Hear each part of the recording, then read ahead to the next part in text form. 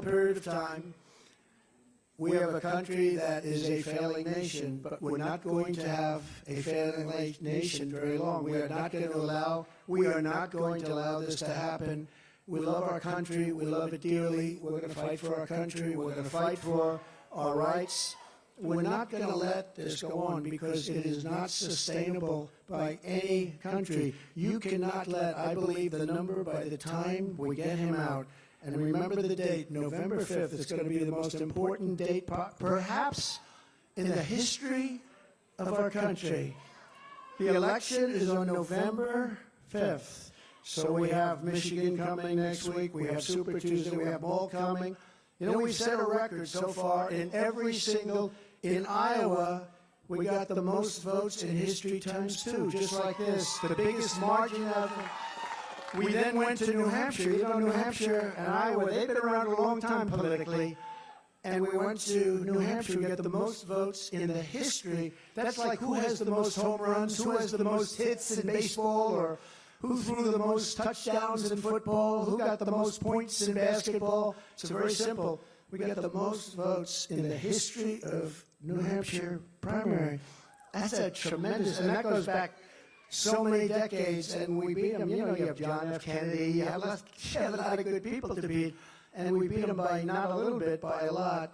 And then we went Virgin Islands. I want to thank the Virgin Islands because they made a very strong play for the Virgin Islands, and we got 100% of the Virgin Islands.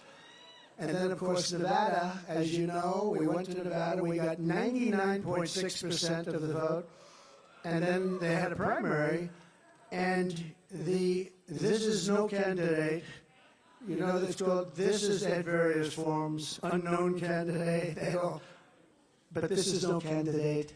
Got 65% of the vote. And they think I was the no candidate, because it was a caucus, it wasn't a primary, and you have to know what you're doing. You have to go into the caucus, not the primary. But without going into it, I think we won by 50 points or something like that.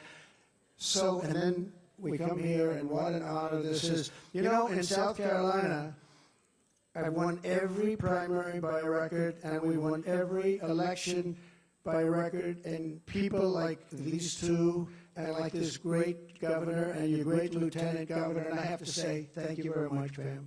What a job. Thank you.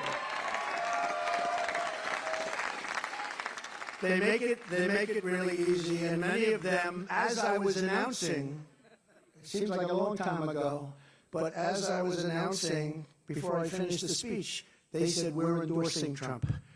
Those are friends. Those are great, great friends. And we had some strong competitors. I mean, we had some very strong competitors, but these were real friends. South Carolina, thank you very much. Go home, get rest. We have a lot of work ahead of us. We love you all. God bless you all. God bless you all. Thank you very much. God bless you.